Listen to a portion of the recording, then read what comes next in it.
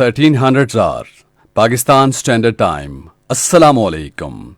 This is Radio Pakistan. The news read by Ali Jannat. First, the headlines. Prime Minister Imran Khan says the government is taking all possible measures to provide maximum relief to the common man.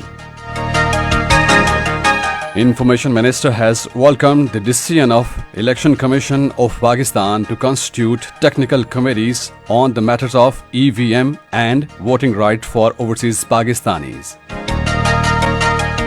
Pakistan has offered to host extraordinary session of Council of Foreign Ministers of the OIC in Islamabad this month to discuss prevailing situation in Afghanistan. Pakistan High Commission in New Delhi has issued visas to Indian Hindu pilgrims to visit their religious sites in Pakistan. And now the news in detail. Prime Minister Imran Khan says the government is taking all possible measures to provide maximum relief to the common man. Chairing a meeting on Ehsaas Ration program in Islamabad, he said, being cognizant on suffering of people due to inflation, we are extending subsidy to the poorest of the poor people on essential commodities. The Prime Minister directed the authorities concerned to speed up the registration process of Karyana stores to benefit maximum number of poor households under the program. He also directed to involve district government authorities to raise awareness among Karyana store and the potential benefits in this regard.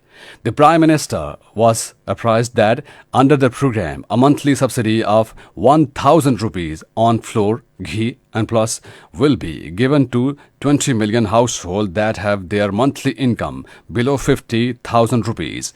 He was also briefed that the program will be launched across the country on the 15th of this month. Registration of Karyana store under the program is in process and more than 15,000 Karyana stores have been registered so far. Minister for Information and Broadcasting Chaudhry Fawad Hussain has welcomed the decision of Election Commission of Pakistan to constitute technical committees on the matter of electronic voting machines and voting rights for overseas Pakistanis.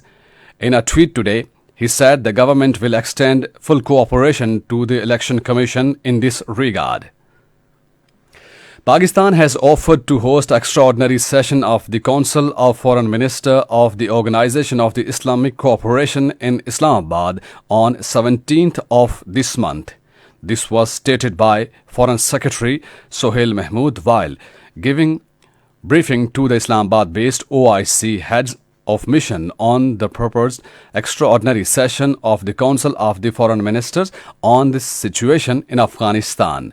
The Foreign Secretary informed that on 29th of this last month, Saudi Arabia, in its capacity as the chair of the summit of the OIC, proposed the convening of an extraordinary session of OIC Council of Foreign Ministers on the situation in Afghanistan.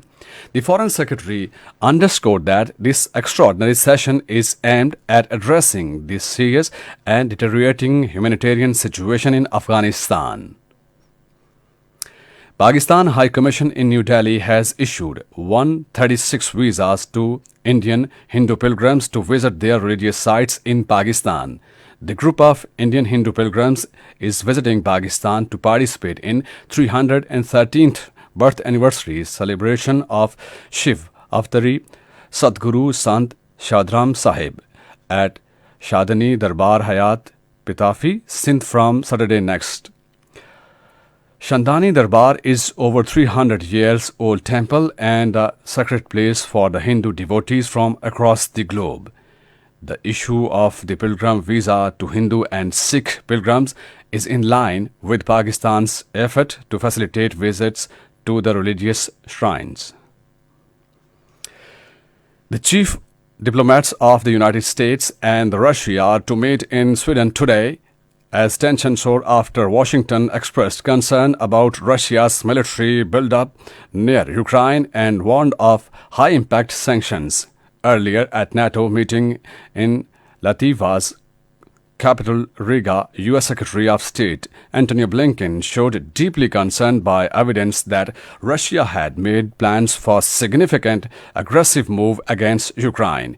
He said, "Diplomacy is the only responsible way to resolve this potential crisis," but warned there would be far-reaching and long-lasting consequences for Moscow if it pushed ahead with any aggression. And that is the end of the news. For more news and analysis, log on to our website radio.gov.pk.